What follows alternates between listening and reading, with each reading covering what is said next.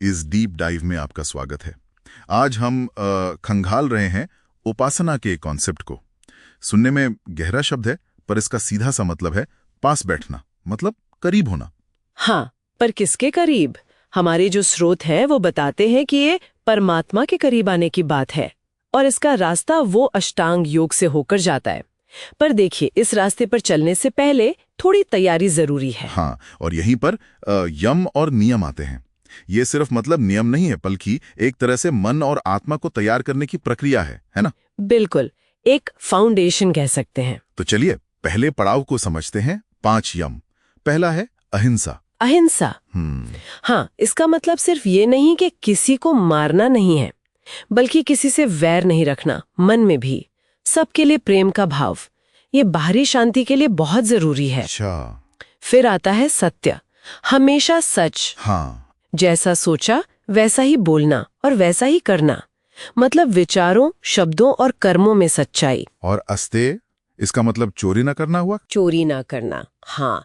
और साथ ही अपने व्यवहार में, चाहे वो विचारों का आदान प्रदान हो या चीजों का, उसमें सच्चाई रखना, कुछ छुपाना नहीं, बेईमानी नहीं। इसके बाद है ब्रह्मचर्य। इसको लेकर काफी अलग अलग धारणाएं हैं। बिल्कुल, यहाँ इसका मतलब जो है वो है अपनी इंद्रियों पर नियंत्रण रखना, अपनी ऊर्जा को सही दिशा देना, असंयमी न होना। ये एक तरह का अनुशासन है। ठीक है। और 5वां यम है अपरिग्रह। अपरिग्रह यानी जरूरत से ज्यादा इकट्ठा न करना, और सिर्फ चीजें ही नहीं, बल्कि मन में किसी पद का, किसी उपलब्धि का अभिमान न रखना, अहंकार से दूरी। तो ये 5 यम अगर देखें तो अहिंसा, सत्य, अस्तेय बाहरी दुनिया से हमारे बर्ताव को ठीक करते हैं। सही कहा। और ब्रह्मचर्य और अपरिग्रह हमारे अंदरूनी झुकाव, हमारी प्रवृत्तियों पर काम करते हैं। हाँ बिल्कुल, तो ये बाहरी और भीतरी दोनों तरह की शांति और संतुलन की नींव रखते हैं। उपासना के लिए मन शांत होना पहली शर्त है। एकदम सही। अब यम के बाद आते हैं नियम। ये 5 हैं। ये यम से कैसे अलग हुए? देखिए, यम ज्यादातर नैतिक और सामाजिक अनुशासन पर जोर देते हैं। नियम जो है वो व्यक्तिगत अनुशासन, आत्मशुद्धि और ईश्वर की ओर झुकाव पर फोकस करते हैं। अच्छा, तो पहला नियम है शौच। शौच, हाँ। तो इसमें बाहरी शुद्धि तो है ही, जल वगैरह से शरीर को साफ रखना, पर उससे भी ज्यादा महत्वपूर्ण है आंतरिक शुद्धि, मन की सफाई।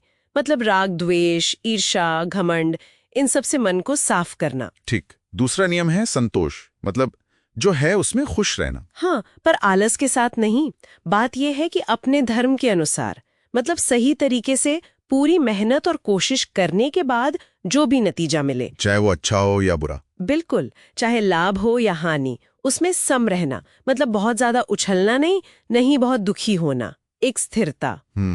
फिर है तपह, तपस्या। इसका मतलब कष्ट सहना है क्या? कष्ट सहना उसका एक हिस्सा हो सकता है, पर तप का असली मतलब है आलस्य छोड़कर लगातार कोशिश करते रहना, अपने लक्ष्य के लिए जुटे रहना, और इस कोशिश में जो सुख दुख आए उन्हें धैर्य से सहना। अपने धर्म के रास्ते पर टिके रहना ही तप है। अच्छा, चौथा नियम है स्वाध्याय, सेल्फ स्टडी। हाँ, सेल्फ स्टडी कह सकते हैं। सत्य का ज्ञान देने वाले जो शास्त्र हैं उनको पढ़ना, समझना, और सिर्फ पढ़ना नहीं, बल्कि ज्ञानी लोगों की, सत्पुरुषों की संगत करना भी इसमें आता है। और ओम जैसे जो पवित्र नाम है उनके अर्थ पर विचार करते हुए उनका जप करना, वो भी स्वाध्याय का हिस्सा है। और 5वां आखिरी नियम है ईश्वर प्रणिधान। ये सुनने में सबसे गहरा लगता है भी।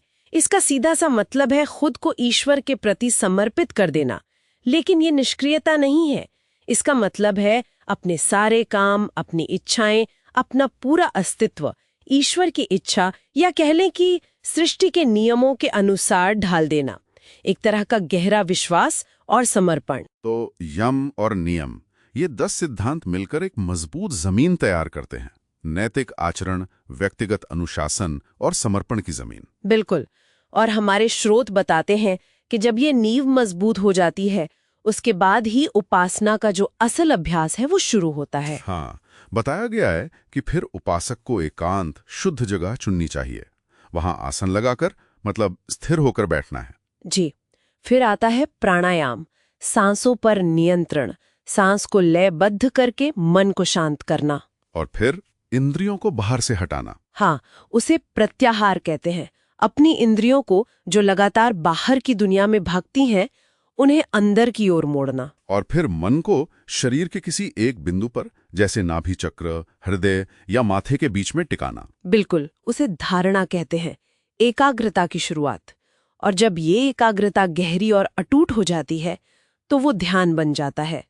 ध्यान यानी ध्याना, जहां अपने आत्मा और परमात्मा के स्वरूप का चिंतन होता है। हाँ। और स्रोत कहते हैं कि इस पूरी प्रक्रिया से, मतलब यम नियम से लेके ध्यान तक, साधक का आत्मा और अंतःकरण पवित्र होता जाता है, सत्य का ज्ञान बढ़ता है, और यही रास्ता धीरे धीरे मुक्ति तक ले जाता है। इसमें एक बड़ी दिलचस्प बात भी कही गई है कि रोज मतलब 24 घंटे में 8 प्रहर में अगर सिर्फ एक घड़ी यानी लगभग 24 मिनट, हाँ, बस इतना सा समय, अगर इतना भी कोई इस तरह से ध्यान लगा ले तो वो लगातार उन्नति करता है। मतलब रोज थोड़ा थोड़ा अभ्यास भी बहुत महत्वपूर्ण है। बिल्कुल। तो सार ये है कि उपासना की ये जो यात्रा है, ये बाहरी अनुशासन और शुद्धि से शुरू होती है, फिर व्यक्तिगत अनुशासन और समर्पण की ओर बढ़ती है, और अंत में ध्यान की गहराइयों में उतरकर आत्मज्ञान और परमात्मा से जुड़ने का मार्ग दिखाती है। ये सिर्फ कोई पुरानी थ्योरी नहीं लगती। नहीं, बिल्कुल नहीं। ये आज भी उतने ही प्रासंगिक हैं। सेल्फ कंट्रोल, मेंटल क्लैरिटी और एक गहरी समझ विकसित करने के लिए ये बहुत प्रैक्टिकल स्टेप्स लगते हैं। ये उस मानसिक स्थिरता के लिए जमीन तैयार करते हैं। ये वाकई सोचने वाली बात है।